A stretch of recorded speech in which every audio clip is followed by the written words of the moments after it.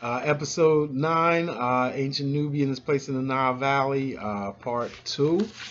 We left off talking about the burial goods, but we also mentioned the place. It is possible that the region was known as Yam during these times, although an Egyptian hieroglyphic inscription mentioning Yam has recently been found at the border of Libya, Egypt, and Sudan, possibly complicating this identification. So clearly, even the textual evidence suggests that Yam is some place much further south. And again, how is it that Kerma and Lower Nubia are the junction, are the intermediaries between the African South and Upper Egypt, Lower Egypt, and the Mesopotamia, but then it becomes unbelievable that the Cushites could then actually go and get the goods from Southern Africa, from Central Africa, that the assumption that being made here is that all the goods that were transported up to the Mediterranean through Lower Egypt, Upper Egypt, Lower Nubia, they must have grown or been in Kush to transport it, because it's unbelievable that these folks could have had boats organized just as much to the south as they were to the north, right? It's an assumption that any person or the people down south were dumb, unorganized, and unable to be part of a global intercontinental exchange. So again, even in papers that call out racism in the past, still are operating under the assumptions that were established in the past, and it's very hard for them to break out of it. So listen to this next quote. Rainfall in ancient times extended further north, as illustrated by illustrations of steppe animals, including giraffes and elephants, in rock art and temple decoration, but the timing of climate shift is only beginning to be understood in detail. So instead of acknowledging that these folks could have traded in these goods from the south, that they were, again, the intermediaries, that they would have been able to tax or at least trade with folks the gold that they have, the pottery that they have, or whatever it is, the cattle that they have, that instead of being able to transfer it further south, just as they transferred it further north, in exchange for giraffes, in exchange for elephants or ivory, that, oh, the climate must have been different than, and if the and giraffes and elephants must have been north of Khartoum at some point. But if that were the case, then that would mean that agriculture all over the Nile Valley, from cataract to cataract to cataract, that the Nile would have been a wider. Now they do say it was 6 to 9 meters greater, but then that would have supported much more agriculture and many more people than is currently assumed. But I don't see that being taken into account. So I'm glad in this second part, let me present to you what could have been the ancient world's largest block party, right? The ancient world's Freaknik, Jones Beach, Philly Greek picnic, the world's, the ultimate cookout, the ultimate African cookout. Follow me now. A related practice was the placement of small numbers of bucrania, cattle horns, along with the attached portion of the skull next to the grave. So you've seen this again, Texas cattle ranches, right? With the bull horns in front of the car, right? That's an African thing. I'm not sure that they would appreciate that, but whatever. This bucrania, these cattle horns, were symbolic of wealth, right? That, again, this is a pastoral society, so it's great that you have agriculture, but a lot of pastoral societies trample down on the agriculturalists. It's just a fact. Pastoralism often becomes a little more paternalistic or patrilineal than matrilineal agricultural societies. With male dominated, because they're the ones that take the cattle and roam with them.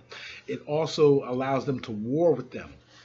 Right, it allows them to use the cattle as wealth, right? To loan cattle out to other people, right? That's the rental car of the day. To help people plow their fields and what. So those who have a lot of cattle have wealth, right? They have ability. They can. Those who don't have land can serve them in exchange for cattle. They can have great feasts and feed people who aren't able to feed themselves and acquire their allegiance. Send them out on wars or defense or whatever the case may be. Some of these bucrania show artificial modification of the shape of the horns in a manner similar to practices of cattle pastoralists in Sudan in modern times. So again, if there's any doubt about this idea that they came from other places and settled in the Nile Valley, these are the people that are already there, that are still there to this day. Again, technology is the only difference. The cemetery would ultimately grow to as many as 40,000 burials. One cemetery in one place in one part of Nubia, right? 40,000 burials. And again, we know that there's lots of people that don't have wealth that aren't buried at all, right? So we're talking about 40,000 burials of people that have attached themselves into a cultural society where you live, die, prosper within the realm of the state and the law, and then when you die, you are buried in a ritual with your family and goods that you can afford to absolutely put in the ground and not use, right? That is, again, a staple of the wealth of your society. The practice of depositing capital, and here we go. You ready for this? All right, sit back, get ready for this. The practice of depositing capital bucrania outside the tombs reached a striking new height.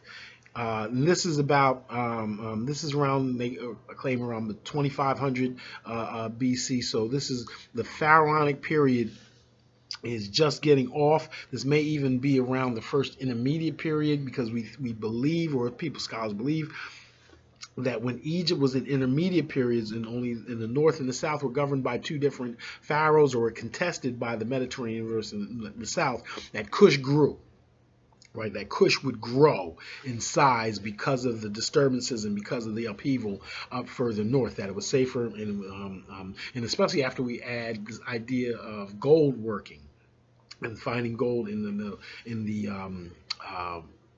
first to second cataract, the Wawat region, lower Nubia. All right. The practice of depositing cattle bucrania outside the tomb reached a striking new height. While deposits of fewer than 100 were relatively common in Kerma, one elite burial had nearly 5,000 bucrania arranged around it. So someone dies. Everybody comes around to pay homage to the dead, and they leave, especially if you are a cattle herder yourself, you own a compound, you own lots of wealth or whatever, you're an important person, you leave a cattle head. Here's a question.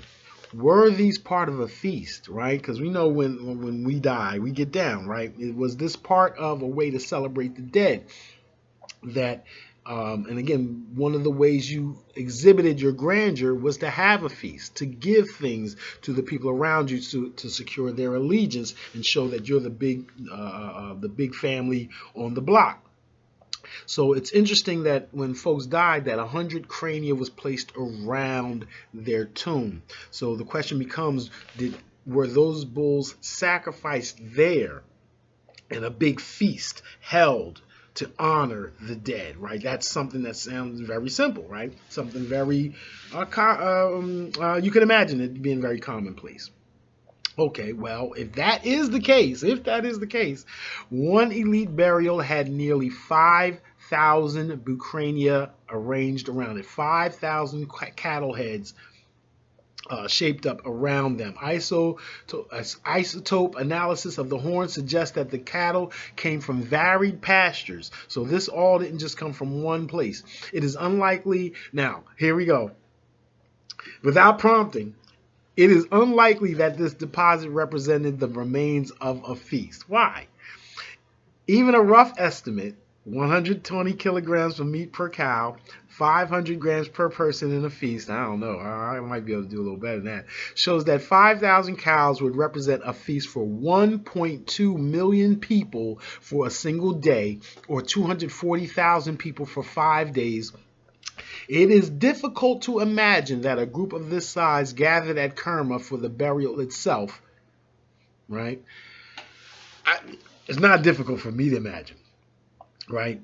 Now, if this were the largest, or again, we can talk about Ramses and Nefertari, and how grand they were over a world stage. We can talk about Tutmosis and Hatshepsut. Right? We can talk about great kings and queens and pharaohs, and imagine that if they died, the most elaborate and intensive, and I mean, we're talking about weeks or months of mandated mourning and what have you. So the idea that we would have a feast in which 5,000 cows were killed and roasted for a huge get down, I'm not ready to just throw away. Now, even if, so the idea that we could have a big old party of 250,000 people for 5 days, again, for those that have been to the Atlanta Greek Picnic or any of our festivals here in the United States, knows that that is not impossible. And I'm sure you have your own festivals in places where you may be watching this from, in the Caribbean and South America and Africa itself. This gives us a sense of how grand Cush was, right? A funeral with 5,000, a feast of 5,000 or 1,000,000 people or what have you. Even if, let's say it didn't happen. Let's say that it wasn't part of just a feast or a festival. It's hard to imagine somebody that large not having a feast or festival, but let's say it's not. Then it would still represent the allegiance of at least 5,000 other families that felt compelled to show up, to at least send that their cattle head represent from their family as a gift, and to honor the fallen king or queen. And again, since the largest burials sometimes were of women, perhaps all of this was to a queen mother, a beloved queen mother of the country that has passed. It would make sense to me. Okay, so what happened to Cush? In a sense, nothing happened to Cush, right? It's still there. And again, in this present manifestation, and even in antiquity, we move from Cush, this Kerma culture, this A group culture, to an alliance with Egypt, and then a uniting with Egypt. But then after that, a reassertion of itself as Cush under the kings of Napata, and then again Cush as itself under the kings and queens of Napata and the kings and queens of Meroe. After the 4th century AD, that is when we don't see the pharaonic culture anymore, right? Again, there's more pyramids that were eventually built in Nubia than there actually were in Egypt, and that carried on for hundreds of years up until 400 AD, right? After that, 1,000 years after that, again, Christian Nubia, Muslim Nubia has a resurgence in 1200 AD, and now we see again this play between the Northern Sudan and then South Sudan as a nation reasserting itself. But in ancient times, what happened to the Cushites, right? And we have sort of an up and down thing, and it's not exactly clear because all the information we have more or less comes from the Egyptian side, which mentions conquering. But then we don't have the evidence, the archaeological evidence that demonstrates or suggests that there was in fact this decimation, and so it suggests that the relations were a little more even-handed than the Egyptians claim. So there's one quote again with the Middle Kingdom. Well, first of all, we know that in the 4th or 5th dynasty, the 5th dynasty, there's already incursions and raids upon lower Nubia by the Egyptian kings. So we see here, after the pyramids are built, after the pharaonic culture is established, and again, one of the distinguishing characteristics between Kemet and Kush is the availability of papyrus. The papyrus grows in the delta. It's the Mediterranean, so it's a northern product. And so not only is paper and whatnot harder to store and harder to keep safe, dry, and protected in the south, it's all we also from the beginning find papyrus itself is the major product of the northern half of the empire, or the northern part of Egypt. And so we have in the fourth or fifth, in the fifth or sixth dynasties after the great pyramid builders, we see a return to Nubia, or Lower Nubia, and under hostile terms. And my interpretation there is that is about the period when we find out how valuable gold is to the rest of the world. You have to understand that in Africa, gold is usually not that valuable to Africans because there's so much of it. Why it's not valuable? Because it's all over the place. What is valuable more so is copper. What's more valuable even than that is silver. Silver in Africa is more valuable than gold because it's rarer. You can't find it in places. You can't just go to some old mountain and chip it out of the base. But the rest of the world doesn't have gold.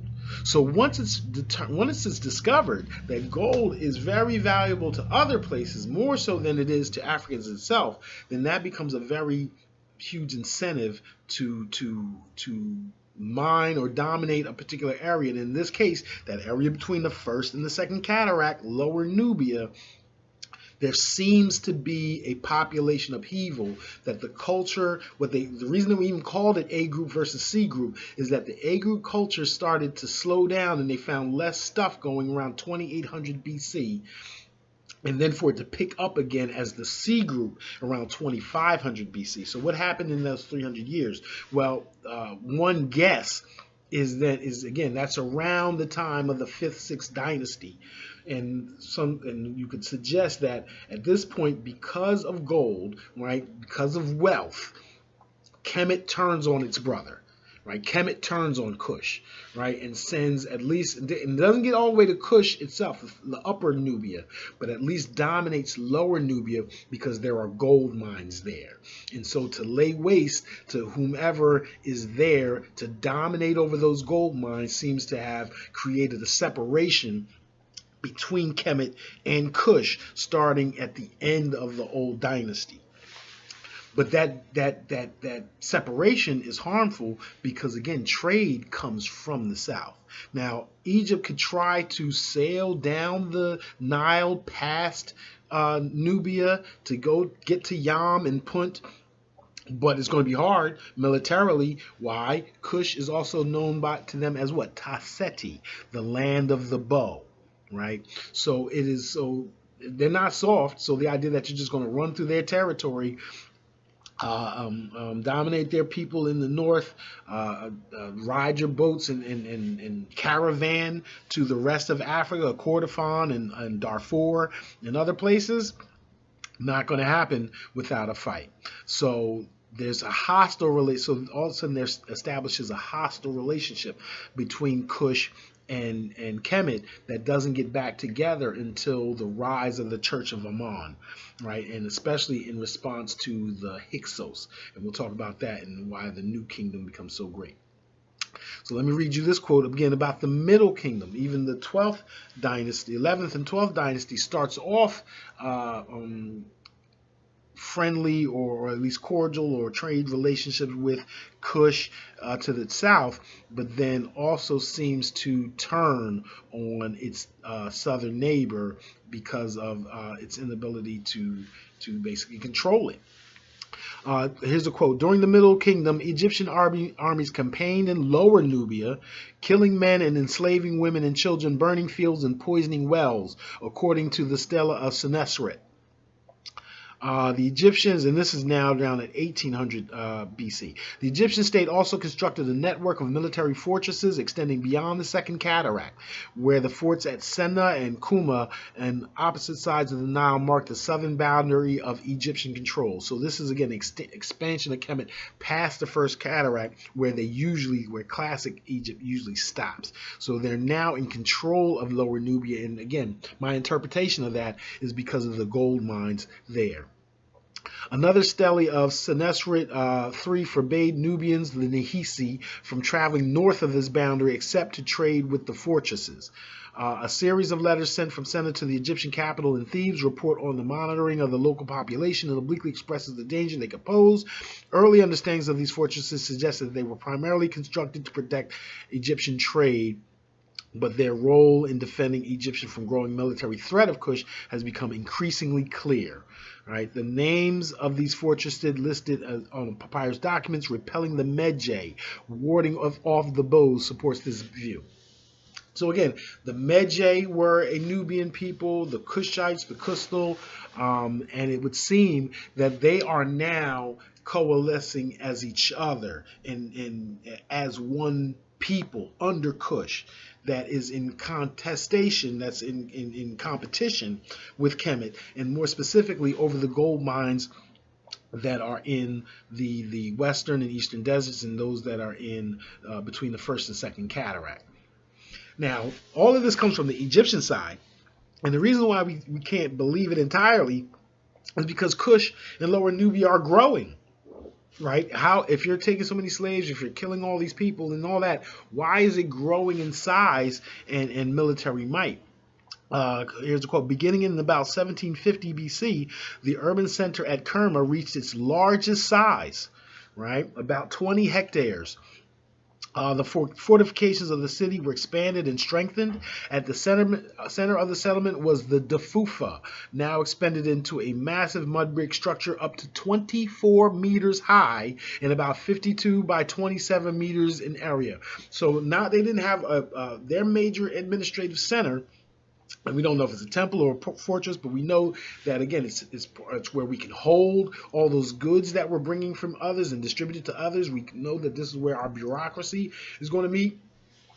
Was in a place that was 52 by 27 meters as far as its square footage, and then 24 meters high, over 75 feet in the air is how high that this complex is created in 1750. So again, if you can, the importance of that is not to me just the grandeur of the ruling class, who obviously ruled and controlled that, but it is the idea that if you can create a stone structure that grand, then regular wood first, second, wood 1 and 2 story houses are easy, right? It's easy. So we're imagining around these people, we're talking about cemeteries, we're talking about trade centers, we're talking about temples and fortresses and whatnot. But because of the sophistication of those things, we can imagine just regular, first of all, clearly roads, streets, houses that align the place and makes it a very social, livable place that's not much different from 4000 BC to, let's say, 1500 AD, all without electricity. Large-scale ovens in the town may have been produced bread for the temple. Or, I'm not an expert, but when you say large-scale ovens, to me that sounds like metallurgy. Right, there were ovens that were able to make iron and steel and bronze weapons and manufactured wares, gold maces, etc. Because that also, not only does that mean that we can protect ourselves, but it also means that we have a processing center, that the raw materials we can tax the provinces out of raw materials, bring them to the center, process them into something more useful, more valuable, and then ship it out, and then by that way even increase our wealth. But nevertheless, we're going to accept on face value the text that suggests that the 5th dynasty, the 12th dynasty, and those folks were hostile. There was hostility between Kush and Kemet. We also note that there is some admission from, I believe, the 17th dynasty that Cush comes down to raid upon Upper Egypt and take things and whatnot. And when we say raid upon Egypt, Upper Egypt, again, it is too simple to imagine a war party that just runs down, takes a bunch of stuff, jumps on a ship, and then retreats like a bunch of Vikings or the Portuguese in Eastern Africa. No, these people, when Africans raid each other on these expeditions, again, it is usually a strong armed contingent that marches through, that establishes, almost instead more like Sherman, right? Sherman in the United States Civil War, where Sherman marches through the South, letting you know your secession means nothing to us, right? That taxation, authority, law still comes from us, and you will follow. Otherwise, next year we're going to march our armies through here again, and it won't be pleasant. Right? It's up to you to determine how we're going to come through next year, right? We're coming through one time. Next year, it'll either be pleasant and we just collect the goods and we have a party and we redistribute some stuff and we give it to you as gifts, or we're going to make it this difficult on us, and are we going to lay siege to your town and take the stuff and incorporate you into the network that way. Again, that's how deeply these raids and how consistently and how much taxation and how long it lasted, how much hegemony and authority it exercised over Upper Egypt is unknown. But couldn't have been for long, because as we said, that was the 17th dynasty. And the most famous dynasty of Egypt, and especially of the Theban dynasties, that which is controlled by Upper Egypt, not the Delta, Upper Egypt, is the 18th dynasty. And we have reason to believe that Ahotep, the queen, right, the very first queen of the 18th dynasty, and that the queen mothers of Ammon are now symbolically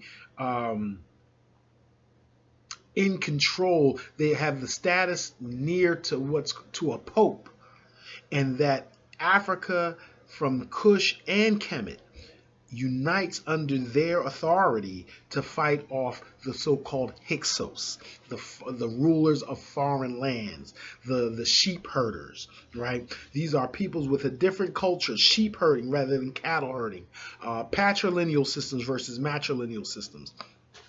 That these folks have now seen the wealth of Egypt, they're coming down from the north, and that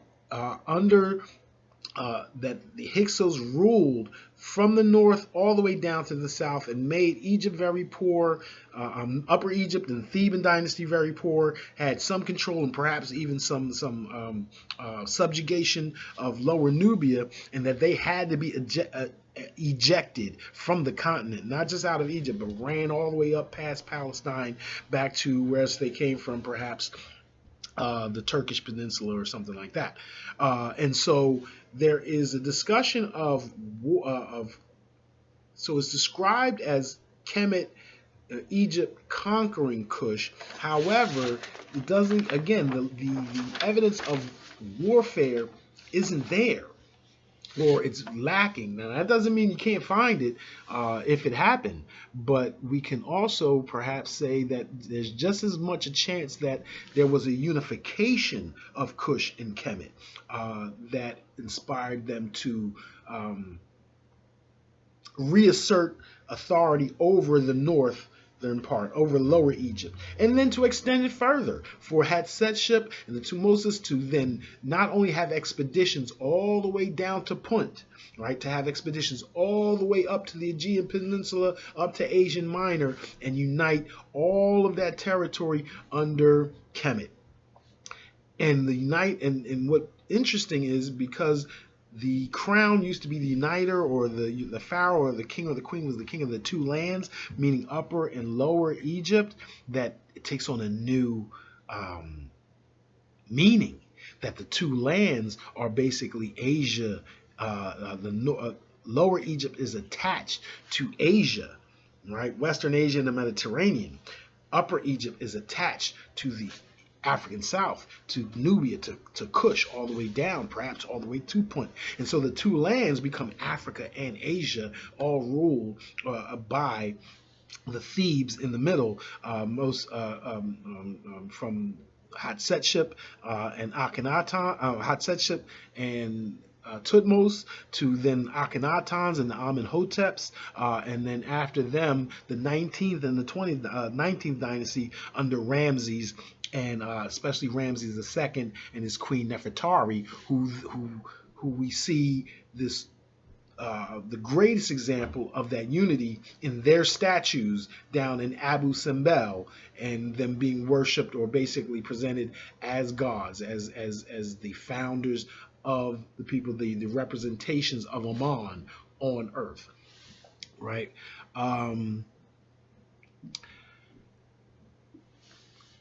This was another reason why we see this all together when we talk about this land to the south. Remember, this land to the south from Thebes through Kustal, Kerma, Napata, Meroe. Remember, it is all the same culture. So whether we call it the same city, the same country, the same empire, regardless of whether we talk about whether they're dark-skinned or light-skinned, or intermarriages from the north to the south, and bringing in Mediterranean princesses and what have you, and whether that changes the complexion, whether that changes the allegiances. Note that we know that this has a common culture, cattle, agriculture, and all of that for over 1,000 miles from Khartoum, from again this juncture of the Nile, all the way to Thebes. And then let's make this point. The juncture at Khartoum, there's no reason to believe that they didn't travel down the other branches or up the other branches of the Nile. There's nothing been presented to explain why they wouldn't have gone all the way to the ends of that river in the opposite direction, especially if their ancestors came from those places. It wouldn't be a place of fear. It's almost, again, as ancient Greeks talk about Ethiopia being the home of the gods, right? That idea would not have gotten there unless it came through the Nile Valley to begin with. So again, agriculture between 4,000 to 3,000 BCE, the Nile floods increased due to the quick accumulation of the sediments. However, from 3000 BC, the plains that were prone to flooding by the Niles were 6 meters lower. So again, that's why that's one of the reasons why it would seem that Egypt started gaining priority over Kush, or Kemet started gaining priority over Kush, because of the greater capacity for agriculture. However, with respect to cattle, note again that this cattle culture is represented in the bull's horns. Hathor, right? The sister of Horus, right? Again, is known by the cow or the bull's horns. Narmer, his Narmer's plate, the bull is represented again with power. Moreover, in Cemetery L, a limestone incense burner, Cemetery L is again in Kustal, depicting a Nilotic background scene was found. The scene shows 3 boats on the river. The third boat was occupied by a large quadruped with a pointed muzzle, which might be a bull. So here again, we have, in fact, a representation of not just cattle culture, but the idea that we're going to trade. We're going to put this cattle on a boat and travel either north or south. Again, it's so the assumption that they traveled north to Egypt is made as is assumed as fact. But the idea that they traveled upstream, back to where they came, to Kenya, to Uganda, to Ethiopia, is seemingly extraordinary, when it just doesn't seem like it ought to be. It also suggests that, again, what if the Nubians were in control of this trade, right? Trade is described as if it is just as it is today, with individual enterprises, hundreds or thousands or millions of individuals traversing back and forth trading. But we know back in the day, again, travel was long and lengthy back then, and how would you carry all your goods and stay protected? That trade in these times was usually controlled primarily, if not entirely, by the state, having an apparatus that takes goods from one place to the next. That first of all collects all the goods of my area and then trades it with others. But then the idea that instead of taxing my own area, being able to tax all these other areas. Again, we don't know the extent of authority, but we can't exclude it, and we have lots of evidence that suggests that these complex trade networks existed, and therefore there could have been or likely was a preeminent authority that determines how things were going to go down. Gatto emphasizes, another quote, Gatto emphasized the existence of two groups, one located in the surroundings of Wadi Alakai and Wadi Korosko, and whose main strategy of subsistence was the exchange with upper Nilotic groups. The other, located in the Second Cataract area, developed agriculture and grazing activities. So even here, the archaeology is showing that one group of people within Nubia, right, one amongst several, was taxing everybody else, and then also having exchanges with peoples in distant lands. She says the inhabitants of Lower Nubia used not only pottery of their own, but also pottery from other societies. How did it get there? Again, through this trade, there's an assumption that we're giving stuff out and then we're bringing stuff back. The communities that integrate with the so-called A group were not isolated. And again, A group, we're talking about the earliest in Lower Nubia. We're talking about 4000 BC, over 1,000 years before Pharaonic Egypt. On the contrary, they participated in a network of exchanges that connected Upper Egypt, the eastern and western deserts, Upper Nubia, and sub-Saharan Africa. Products such as feathers of exotic birds, ivory, animal leathers, and ostrich eggs from the core of Africa were found in funerary contexts both in Upper Egypt and Lower Nubia. Again, you can either assume that they had ability to trade with Upper Nubia and Sub-Saharan Africa, or you have to create a weather or climatic, apocalypse or something strange that brings all the products of Sub-Saharan Africa into Kush, into the Kerma region for it to trade. And even if you did that, wouldn't that suggest that these folks were in this trading environment, and then as the climate changed and they had to recede, just as the elephants and alligators would have moved further south, so would the people with the knowledge of the Nile Valley. So it doesn't make sense to me, but even if it did, it would still seem to pull the culture back. Anyway, the products exchanged between the A group and the communities located in Upper Egypt were diverse and abundant. So again, before there was a dynastic period, I want to go through some of this because I want to show you how sophisticated some of the that these required specialization, right? Not just farmers, not just sheep herders and cattle herders, but people that had to have an everyday job of creating pottery and other things. On the one hand, the inhabitants of Upper Egypt provided different kinds of food and drinks, such as beer, wine, cheese, and oils that were stored in low-quality pottery vessels. Beer, wine, okay. Linen pieces of cloth, right? There had to be weavers.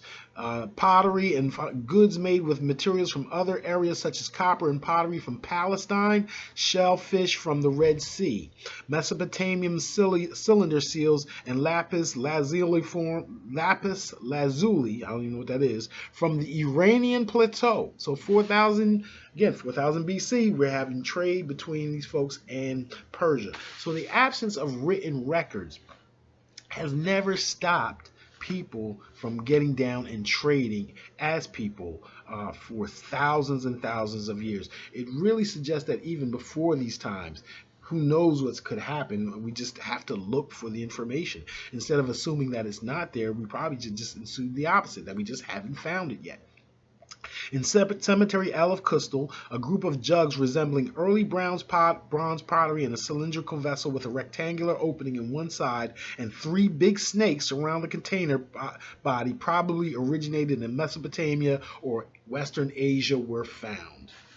In turn, Nubian inhabitants probably supplied the northern societies with products from the Middle East of Africa like ivory, incense, ebony, and leather. Not many pottery pieces from the A group have been found in Upper Egypt. So now that's an interesting point right there. Not many pottery pieces from the A group have been found in Upper Egypt. So in the A group, we find stuff from all the way to Mesopotamia. We find stuff from Iran. We find stuff, Upper Egyptian stuff there, and we see stuff from South Africa there. But in Upper Egypt at this time, we don't see pottery from the A group in their stuff. This suggests, doesn't prove, but it suggests that the Nubians are in control. It suggests that they are the ones that are trading, and they're bypassing Upper Egypt. They're sailing right past these folks, or that they're taxing their stuff and not giving back to them very much. That is dominating. The taxation is asymmetrical in that respect. Going back to the quote, it is worth mentioning that near the Fort Cemetery in Hierapolis, one grave, an A-cup group bowl, was discovered. It dated from the terminal period and was associated with Upper Egyptian objects from Naqada III. Right, Naqada is again what they call the society in Egypt before Kemet. Moreover, 2 pieces of ostrich eggshell with a typical Nubian A group decoration was discovered in grave 2. Gatto pointed out that a few sherds of pottery were identified in the enclosure of Casa Kemwi, and that Nubian pottery was also been reported from the main deposit in the odd plain town of Nekin and at the pre-dynastic temple. Finally, another pottery piece found came from the Mesopotamian community of Habuka Kabiri in the Levant. It is possible that it was found so far away because of the exchange networks established among Upper Egypt, the Levant, and Mesopotamia. So again, you get all that evidence, all that exchange, and again, and the conclusion is that it has to be the networks established among the Upper Egypt, the Levant, and Mesopotamia. It couldn't be it excludes Cush as a generator or having authority over it. Okay, more about this A group, these upper Nubians, lower Nubians. A group housing sites were built with perishable materials. In fact, a large number of them post fragments have been identified. So again, if you're building in wood, those things are harder to find. So if you built in wood and didn't have stone, that doesn't mean that you weren't sophisticated. That just means your stuff seems to perish further. Again, think about this country with renewable building materials. When we say renewable building materials, we mean that in 1,000 years you're not going to see this stuff anymore. So does that mean we didn't exist, right? However, from 3150 2800 BC, again, this is right at the beginning of the dynastic area, other structures were found mainly built with sandstone and boulders.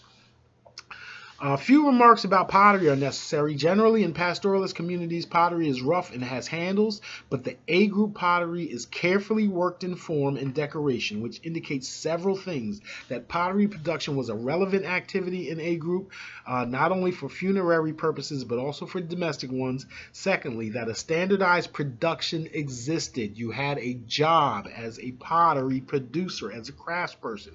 Thirdly, that the vessel sizes would indicate that they were used for storage.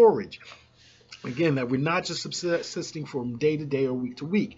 And finally, given that the pottery usually did not have handles and there is no evidence to suggest the use of rope slings, this would imply that it was not made to be carried. In other words, these storage pits and all these things were made for people that were settled, that were going to be here for a while, that ruled over a piece of land, and therefore the rules over them constitute law.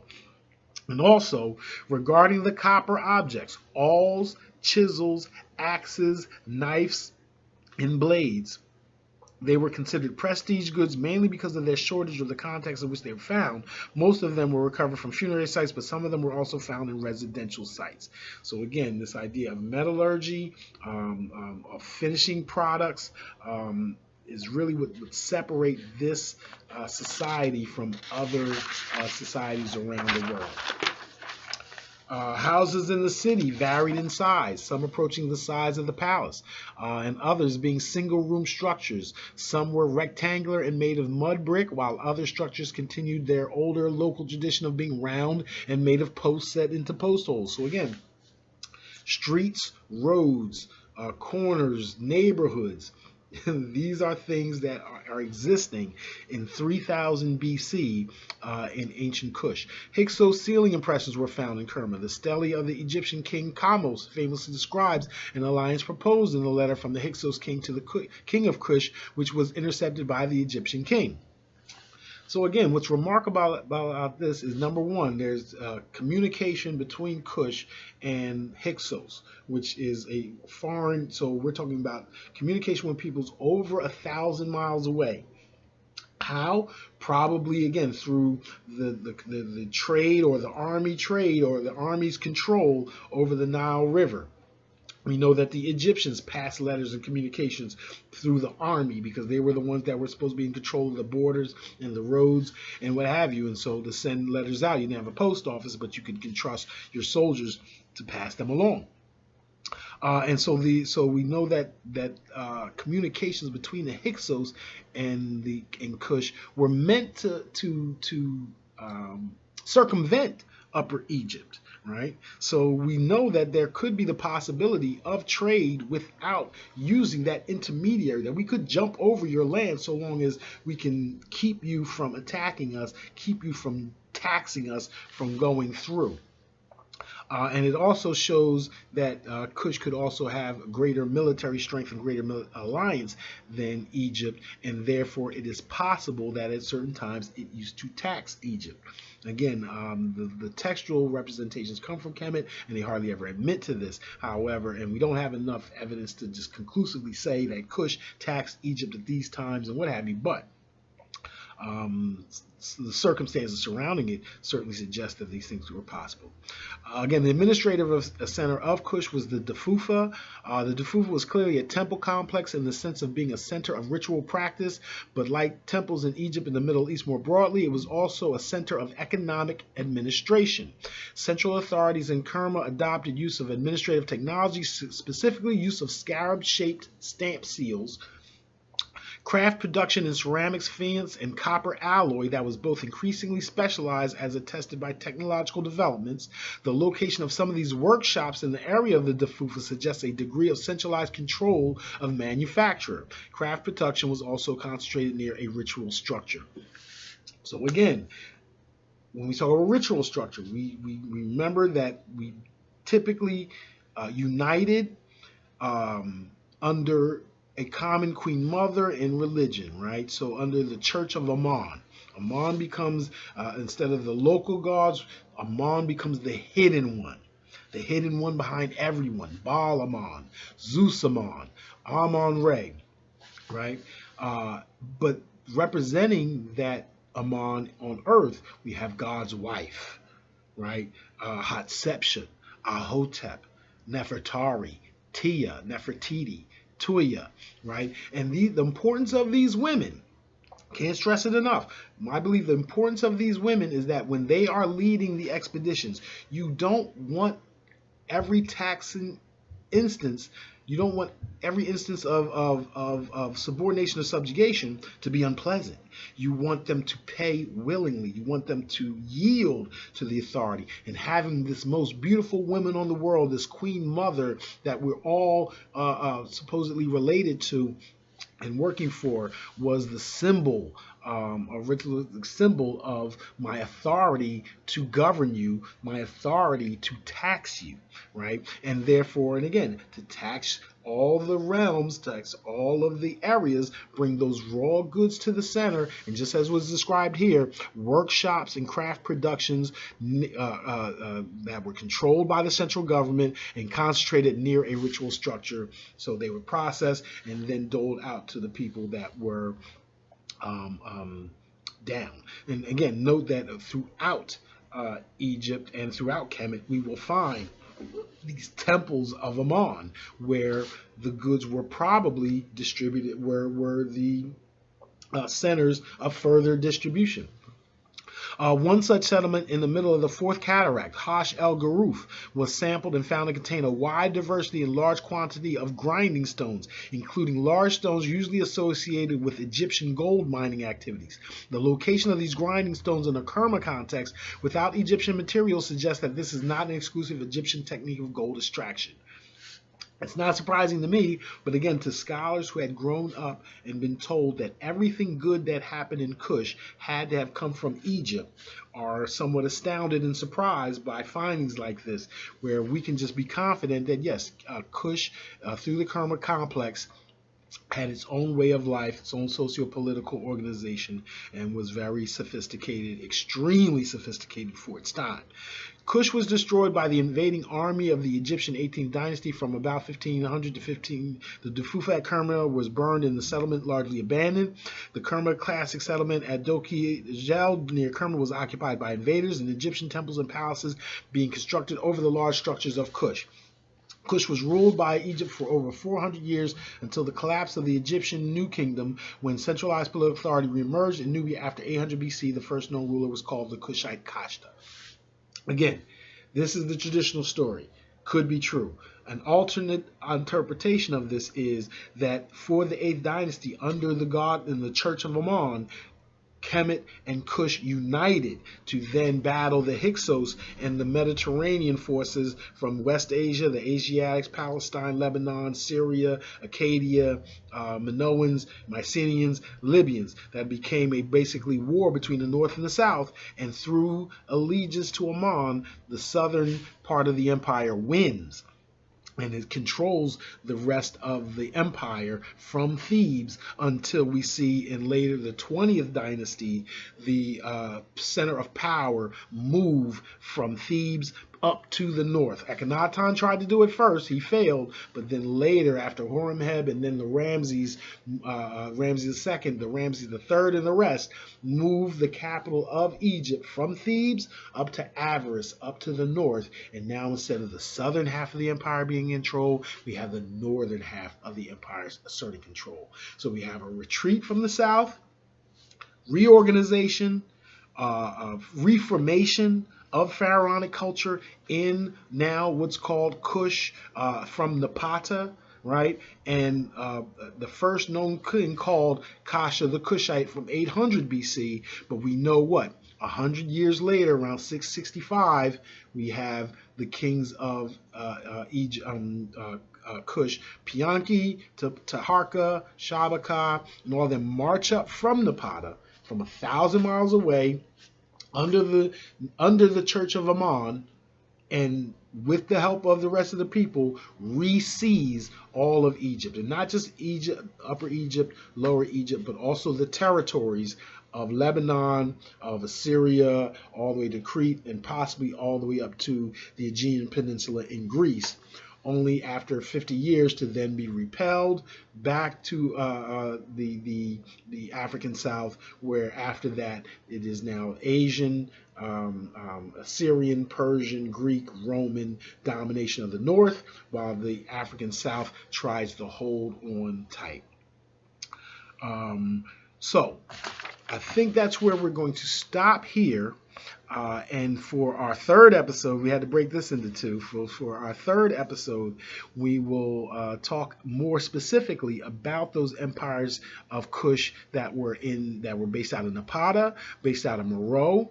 We'll talk more about their matriarchs, about their queen mothers, this concept of election and impeachments, and talk about how this political structure possibly was disseminated throughout Africa from that point forward, from those times, and also from the 3rd century towards the rest of West Africa, South Africa, because now as Asian and Mediterranean and European peoples are controlling Northeast Africa, they're also going to start controlling North Africa and maybe even down the eastern side of Africa, and therefore the intelligentsia, the families, the wealth, the institutional internal knowledge of civilization will probably move westward and southward towards Ghana, towards Nak, towards Kanem, towards Sofala, towards Congo, the Kiswahili states, towards Monomotapa, and that's how we believe, Angola, and that's how we believe that over 1,000, 2,000 miles away, and 1,000 to 2,000 years in time away, Queen Nzinga of the Angola rises up from royal sister to be the queen of one of Africa's free states that also tries to battle foreign domination. So again, I'm glad you held on with us. I'm sorry we had to break this into 2 separate episodes, and we look forward to finishing our discussion about ancient Nubia in the 3rd one. Until then, remember the mantra: better educate ourselves and our children, start and patronize black businesses, stop unduly criticizing each other. Oh, and please, if you have a chance, please go to Amazon and buy the book Taxes, Death, and Trouble: How Starve the Beast Tax Policies Created the Black Lives Matter Movement. Let me big up the United States Supreme Court in Timms versus Indiana, I believe the case is, where they held that the 8th Amendment prohibition against excessive fines is incorporated in the 14th Amendment due process clause and what have you, and therefore applicable to the states, so that judges who feel as though these criminal justice fines and fees, the ones that were levied all on the people of Ferguson and drove Mike Brown to fight for his own life because of the overtaxation through criminal justice fees, that judges now are able to throw them out constitutionally as excessive fines and fees. So that's a good note, small good thing that happened this past week. And hopefully there'll be more to come, and we'll talk in a couple of days again about matriarchy, matrilineality, and limitations on executive power through Nubia and on to the African Constitution. Hotep.